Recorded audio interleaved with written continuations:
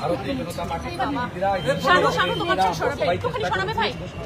যে আমাদের আপত্তি প্রতিবাদ দাবি বাংলাদেশের ইন্টারিম গভর্নমেন্টের কাছে ডেপুটি হাই কমিশনার পৌঁছে দিই। এরা যেভাবেই হোক আমাদেরকে সোমবার থেকে অ্যাভয়েড করেছে এবং মমতা ব্যানার্জি তার পুলিশকে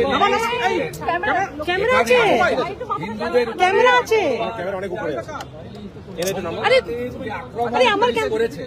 লজ্জা লাগে। পুলিশ যা মমতার পুলিশও তাই। 10 জনের বেশি আহত হয়েছে, নাক ভেঙেছে, সাধুকে মেরেছে শিবাজী মহারাজ সহ লাল বাবা। 19 জনকে গ্রেফতার করেছিলেন, 7 জন মহিলা আগে জামিন পেয়েছিলেন, আজকে 12 জনকে আবার কোর্টে তোলা হয়েছে। আমি পাইনি। আমরা ডেপুটি হাই কমিশনারকে বলেছিলাম আজকে যদি মিট করবেন ভালো, না মিট করলে 10,000 লোক নিয়ে এসে বসবো। যাই হোক, তারা বলছেন আমাদের সরকার ক্লিয়ারেন্স দিয়েছে আপনার সঙ্গে কথা বলার জন্য, বা ভয় পেয়েছে। যাই হোক হবে। ইতিমধ্যে বর্ডার এলাকায় ব্যাপক বিক্ষোভ হয়েছে। আমরা আজকে এখানে জানতে এসেছিলাম দীপুচন্দ্র দাসের অপরাধ কি। দেখাতে পারেনি, বলতে পারেনি। দীপুচন্দ্র দাস ফেসবুক তো দূরের কথা, হোয়াটসঅ্যাপ তো দূরের কথা, 250 টাকার ছোট মোবাইল ব্যবহার করত। সম্পূর্ণভাবে ধর্মীয় স্লোগান দিয়ে বাংলাদেশকে হিন্দু শূন্য করার জন্য তাকে মেরেছে এবং পুলিশের হেফাজত থেকে ওই জিহাদি জঙ্গিদের হাতে তুলে দেওয়া হয়েছে। আধমরা করে পুড়িয়ে দিয়েছে। উনারা বললেন 10 জনকে অ্যারেস্ট করেছে। আমাদের মহারাজরা বলেছেন তাহলে বেল পেয়ে যাবেন। আমাদের এই যে প্রভুর মহারাজ ছিলেন বলেছেন বেল পেয়ে যাবেন। ওনারা বললেন বিচার না হওয়া পর্যন্ত বেল পাবেন না। আপনাদের দ্বিতীয় আমরা বলেছি মৃত্যুর কোনো ক্ষতিপূরণ হয় না। আপনারা ক্ষতিপূরণ কি করছেন? না রাষ্ট্র দায়িত্ব নিয়েছে ওনার পরিবারে। আমরা কি দায়িত্ব নিয়েছেন পাবলিকলি জানান, আমাদের নাইবা জানাবেন। আমরা পরিষ্কার বলেছি যেটা বন্ধ হবে কবে, বন্ধ হবে কবে, হিন্দু নির্যাতন বন্ধ কবে হবে। প্রভুরা বলেছেন চিন্ময় প্রভুকে কোন অপরাধে 2 বছর জেলে রেখেছেন? 1.5 বছর। উত্তর ওনাদের লিমিটেশন আছে। ডেপুটি হাই কমিশনার কতটা উত্তর দেবে? তবুও অনেকগুলো কথায় উত্তর দিতে পারেননি। সাধু সমাজ যারা আমার সঙ্গে ছিলেন আজকে, তারাও অত্যন্ত ব্যথিত কণ্ঠে বলেছেন যে এটা বন্ধ না হলে আমরা রিয়াক্ট করব। আমি উদাহরণ দিয়েছি, গাজাতে যে লড়াই ইসরায়েল করছে কেন? ইহুদিদের বাঁচানোর জন্য। ইরান সহ ইসলামিক কান্ট্রি প্যালেস্টাইনকে সাহায্য করছে কেন? যেহেতু প্যালেস্টাইন ইসলামিক কান্ট্রি, এটা ধর্মীয় কারণে।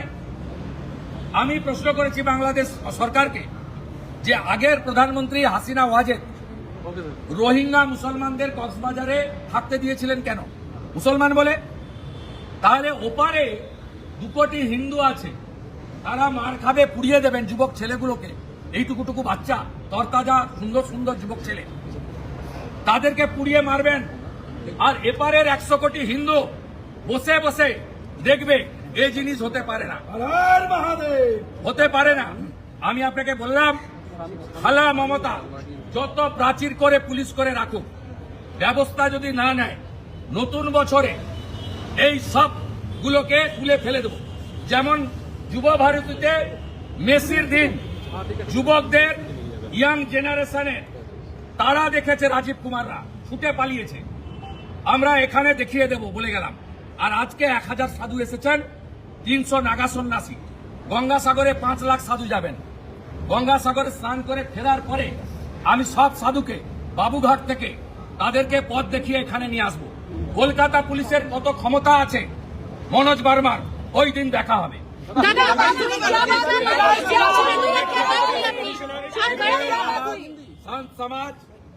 संत समाज और राष्ट्रवादी नागरिक से ओर से मैं नेता प्रतिपक्ष के नाते बांग्लादेश डेप्यूटी हाई कमिश्नर के साथ मुलाकात किया। हमारी एक ही मांग है, हिंदू निधन, हिंदू अत्याचार बंद करो, नहीं तो सबक सिखाने का काम भारत की 100 करोड़ हिंदू सबक सिखाने का काम करेगा।